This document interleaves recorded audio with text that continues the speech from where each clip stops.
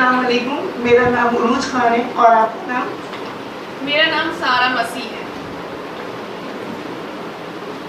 کل آپ جس پروگرام میں بیت المعمور میں ایک پروگرام ہو رہا تھا ایک یہودا کی دو اموات، تو اس میں ایک خاتون تقریر کر رہی تھی ایک یہودا کی دو اموات، آپ اس وقت موجود تھیں، تو کیا آپ مجھے بتا سکتی ہیں کہ جس وقت وہ تضاد کے بارے میں باتیں کر رہی تھی تو کیا آپ اس تضاد کے بارے میں آپ سے کچھ پوچھ سکتی ہوں؟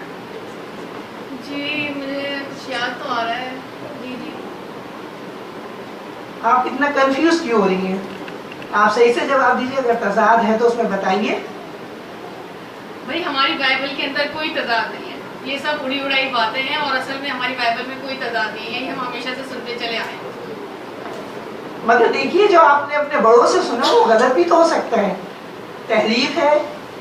ہمارے قرآن میں تو تحریف نہیں ہے، اگر قرآن میں تحریف ہوتی تو کوئی نہ کوئی ہم سے ذکر کرتا، مگر بائبل میں تحریف ہے تو اس کا تذکرہ میں آج آپ سے کر رہی ہوں۔ کیا آپ اس کو مانتی ہیں؟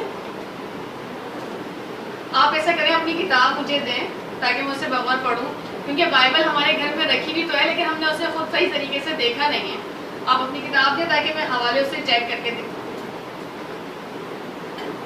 دیکھیے جو میرے استاد کے چھوٹے چھوٹے کتابچے ہیں، اگر آپ اس کا مطالعہ کریں تو آپ کو معلوم ہو جائے گا، اور ایک جو مضمون ہے یہودا کی دو اموات، یہ میں آج آپ کو دے رہی ہوں، تو آپ مجھے امید ہے کہ اس کو پڑھیں گی۔ آپ ایک پڑھی لکھی خاتون ہیں اور آپ بآسانی اس بات کو سمجھ لیں گی۔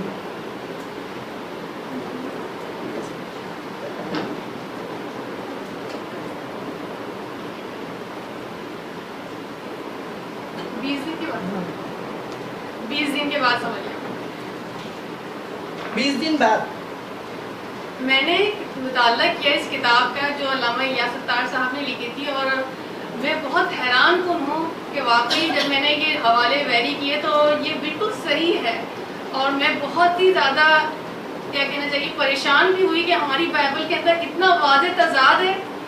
کاش کہ ہمارے عیسائی بھائی جو ہے وہ انا کی چادر کو ہٹا کر اس کو غور پڑھیں تو انہیں اندازہ ہوگا کہ واقعی قرآن کا کہا بالکل صحیح ہے۔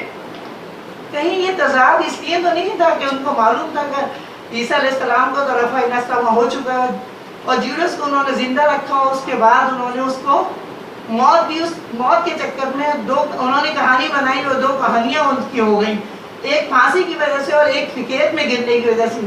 اس کے بارے میں آپ کچھ بتائیے۔ دیکھیں ہمیں تو یہی پتا ہے کہ دونوں موتیں ایک ہی ہیں، لیکن اب میں نے جب بغور مطالعہ کیا تو واقعی مجھے احساس ہوا کہ یہ دو الگ الگ موتیں ہیں، کیونکہ ایک ہی انسان الگ الگ طریقوں سے مر سکتا ہے۔ اگر ہم نے اس کو یہ سوچا کہ یہ پہلے پھانسی کے ذریعے سے مر چکا تھا تو پھر اس نے کھیت کیسے حاصل کیا؟ مجھے خوشی ہے کہ آپ نے اس کو غور سے پڑھا، اس کو سوچا اور سمجھا۔